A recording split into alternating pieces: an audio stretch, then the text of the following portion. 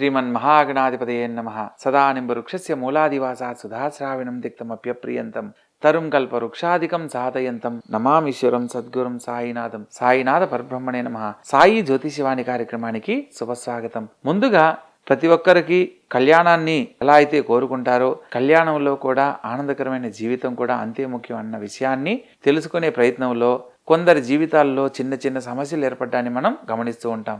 అటువంటి సందర్భంలో దాంపత్య జీవితంలో అన్యోన్యతను పొందడానికి తాంత్రిక పద్ధతిలో ఒక చక్కని పరిహారాన్ని తెలియజేయబడింది. ముఖ్యంగా ఎవరైతే దాంపత్య జీవితంలో సంతోషాన్ని కోరుకునే అంశంలో తాంత్రిక పద్ధతిలో మీ ఇంట్లో నెమలి పించాలను ఒక 2 ఏర్పాటు చేసుకోవాలి. అంటే నెమలి పించం మీకు తెలిసే ఉంటుంది. అది ఒకదాని మీద ఒకటి ఉత్తరం గోడకి ఇలా ఒకదాని మీద ఒకటి ఏర్పడే విధంగా ఉత్తరం గోడకి ఏ ఇంట్లో అయితే ఏర్పాటు చేయబడి ఉంటుందో ఆ ఇంట్లో దాంపత్య జీవితంలో ఎటువంటి సమస్యలు లేని ఆనందకరమైన జీవితాన్ని పొందడం జరుగుతుంది.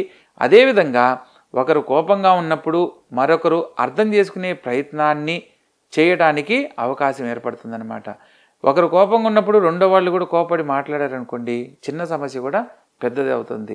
కాబట్టి అలాంటి వాగ్వివాదాలు లేకుండా ఆపేయడానికి ఈ యొక్క నెమలి పింఛం చాలా సంతోషాన్ని కలిగిస్తుంది. ఈ యొక్క నెమలి పింఛాన్ని గనక ఎవరైతే ఉత్తరం వాళ్ళకి 2గా ఎవరైతే ఒకదాని మీద ఒకటి ఏర్పాటు చేసి మీ ఇంట్లో సుఖ సంతోషాలను కోరుకుంటారో ఆ ఇళ్లల్లో ఎప్పటికీ కూడా ఆనందాలతో కూడిన అన్యోన్య దాంపత్యం ఏర్పడుతుంది. కాబట్టి ప్రధానంగా దాంపత్య జీవితంలో సమస్యలు రాకుండా ఉండేందుకు ప్రయత్నించండి.